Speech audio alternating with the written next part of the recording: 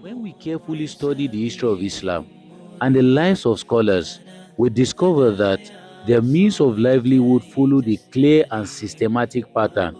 This system was established with wisdom and its purpose is very clear.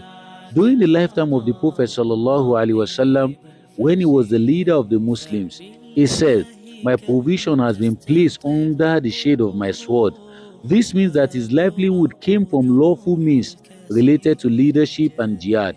From the spoils of war, the Prophet ﷺ had his rightful share.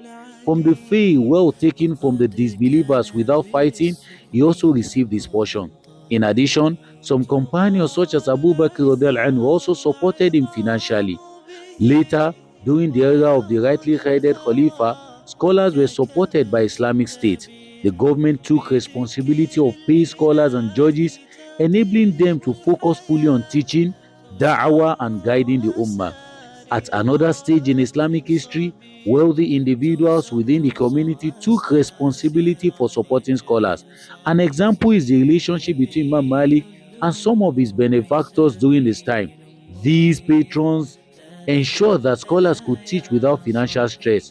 In some cases, scholars were supported by their families. This is seen in the lives of Al-Imam Bukhari as well as Imam An-Nawawi, whose parents helped their financial education and traveled in search of knowledge.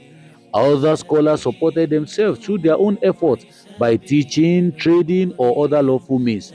In fact, Sheikh Abdul Karim ibn Abdullah al-Khubayb once mentioned in a biography that one of his teachers depended on teaching for income. He would charge students and therefore he could only stay briefly in some places. This shows that scholars sometimes relied on their own work to sustain themselves. From this historical system, every student of knowledge and scholar can identify the path they belong.